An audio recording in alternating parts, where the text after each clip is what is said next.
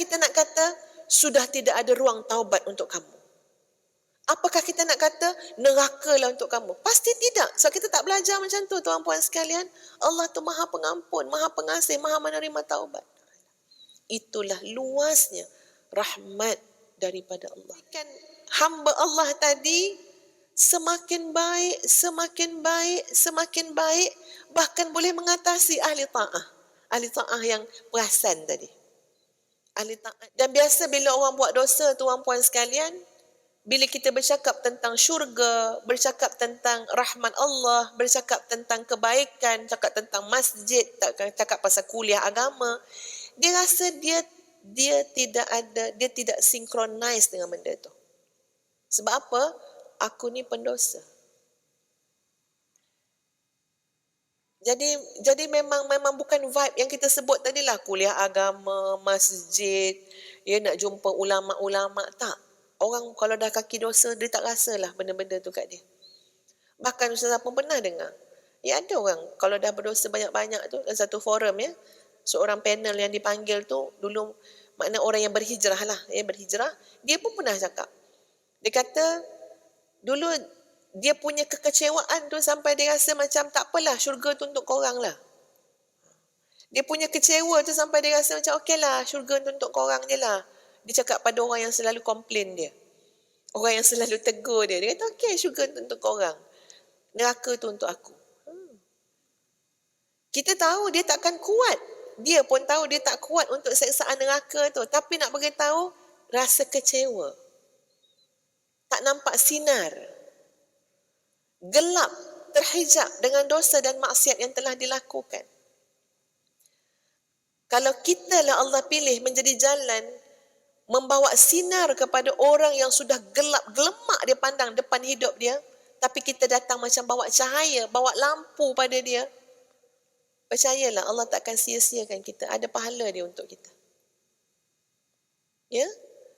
Dan demikianlah apa yang Syekh Ibn Atha'illah As-Sakandari sebut. Boleh jadi maksiat yang kamu buat, dosa yang kamu buat, tiba-tiba jadi sebab kamu sampai kepada Allah Subhanahu wa taala.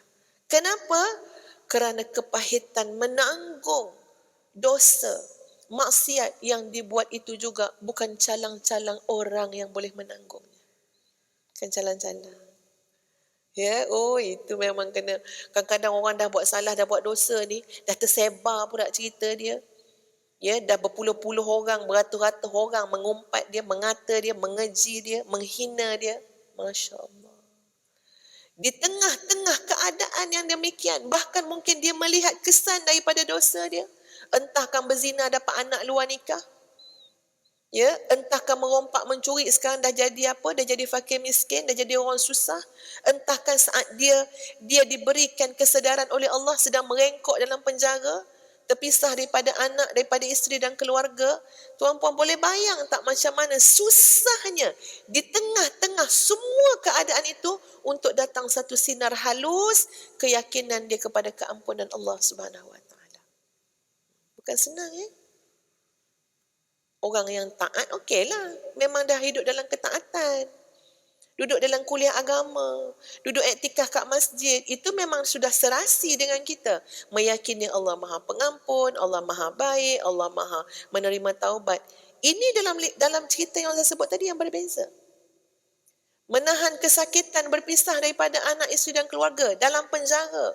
Menghadap orang-orang yang sama-sama juga macam-macam kes dalam penjara tu. Untuk dia yakin, Allah terima aku. Allah ampunkan aku. Allah terima taubat aku. Masih ada ruang untuk aku dalam syurga. Masih ada lagi peluang untuk aku dapat redha Allah Subhanahu wa taala. Ini tidak mudah kecuali dengan rahmat Allah Subhanahu wa taala. Kecuali dengan rahmat Allah. Jadi sahabat-sahabat sekalian, kata-kata harapannya apa dia? Kalau Allah sudah boleh pilih kalian, sudah boleh pilih kita di tengah-tengah, sangat sukar. Tapi Allah datangkan keyakinan tersebut, harapan tersebut. Allah sayang kat kamu. Allah cinta kat kamu. Allah boleh delete semua cerita-cerita buruk kamu dan dosa kamu. Allah sedang menunggu kamu. Allah sedang menanti kamu. Masya Allah tuan-puan sekalian, itu adalah pilihan daripada Allah menjadi sebab apa dia? Allah nak kamu sampai kepada Allah Subhanahu Wa Taala. Cuma caranya berbeza dengan ahli ta'ah. Caranya kamu terjebak maksiat. Kamu pernah buat dosa. Ya, tengoklah macam mana kehidupan masing-masing ya. Ustazah kadang-kadang suka juga kadang cuba memikirkan tu lebih empati contohnya pada orang yang dia tersilap langkah dalam hidup dia. Contoh ya tuan-puan, mungkin ada anak-anak yang mungkin bully orang lain. Bully bukan sebarang bully, sampai mati pun ada. Betul kan? Dia masih remaja, dia masih anak muda. Memanglah mungkin masa buat tu dengan syaitan dah merasuk dengan kumpulan yang kita faham ya macam mana gelora dalam hati anak muda campur pula dengan syaitan yang merasuk. Banyaklah benda-benda elemen dia. Akhirnya ada yang terbunuh. Ya, akhirnya jadilah buli yang sangat yang melampaui batas yang amat-amat teruklah tuan-puan sekalian. Tapi kita percaya pasti ada satu detik dalam hidup dia tersedar. Betul tak? Ustazah percaya demikian. Pasti satu detik dalam hidup dia, entah siang, entah malam, entah pagi, entah petang tuan-puan sekalian. Ya, entah atas katil, entah kat masjid, entah depan mak bapak dia. Pasti satu saat je dalam hidup dia terasa menyesal. Kenapalah syaitan menguasai aku? Kenapalah aku ikut cakap setan tu? Kenapalah aku tak boleh berfikir lebih waras daripada keadaan itu? Kenapa aku bunuh budak tu? Kenapa aku buat begitu dan begini? Ustazah kadang-kadang cuba masuk sampai tahap tu lah nak menjiwai. Ya Tuhan, pedihnya. Ya, kena ke anak orang lain, bukan anak kita. Ya Allah.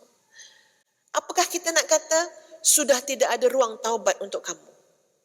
Apakah kita nak kata nerakalah untuk kamu? Pasti tidak. Sebab kita tak belajar macam tu tuan-puan sekalian.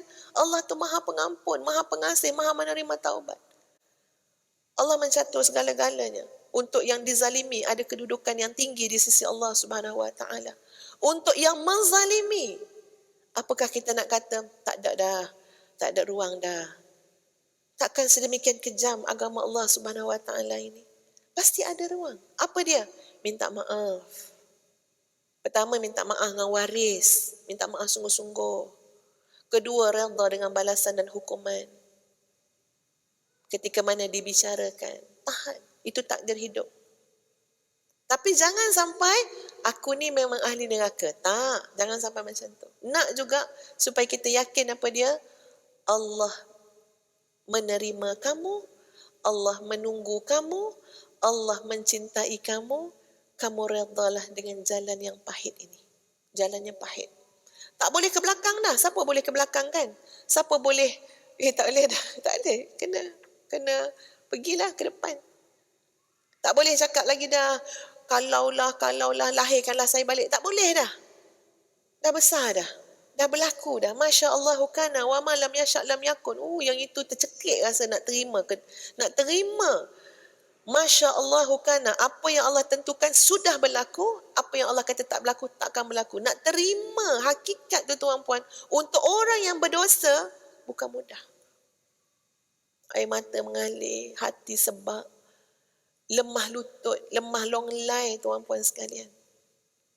Tapi di tengah-tengah itu Allah yang Maha Pengasih lagi Maha Penyayang, mendatangkan rasa yakin dalam hati dia. Yakin apa? Allah mengampuni dosa-dosa kamu. Allah Maha menerima taubat kamu. Allah boleh lupus kirakan semua kesalahan kamu dan gantikan dengan kebajikan dan kebaikan.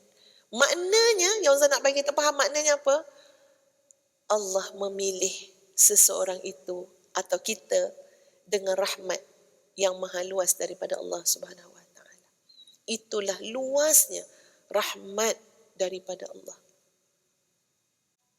Dan itu boleh menjadikan hamba Allah tadi semakin baik, semakin baik, bahkan boleh mengatasi ahli ta'ah. Ahli ta'ah yang perasan tadi. Ahli taat yang rasa hebat tadi. Tapi tak ke mana-mana lah. Sebab tak cukup syarat tadi. Ya, untuk kabul, untuk diterima. Untuk pendosa, tuan-puan sekalian, kalau dia dapat melakukan ketaatan, ini psikologi orang berdosa lah ya. Kalau dia dapat melakukan ketaatan, apakah cenderung untuk dia merasa hebat? Tak. Bahkan dia akan bersyukur dan berterima kasih pada Allah Subhanahu Wa Taala. Sebab tangan yang berdosa ini engkau masih pilih ya Allah untuk berdoa kepada engkau.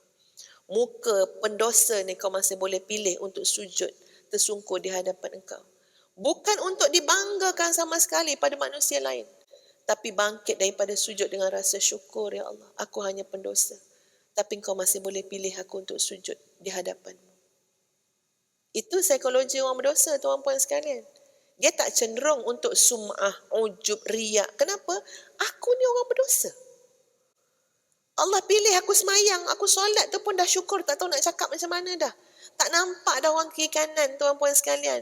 Nak kata tengok hebatnya solat aku, tengok hebatnya baca Al-Quran. Tak nampak dah orang keliling, nampak apa? Dosa sendiri. Tak ada dah idea-idea. Ini psikologi kalau orang tu berdosa lah, tuan-puan ya. Dia lebih selamat daripada penyakit hati. Sum'ah, riak, ujub, takabur. Sebab apa? Sebab aku diberikan peluang oleh Allah Subhanahu Wa Taala untuk datang dekat.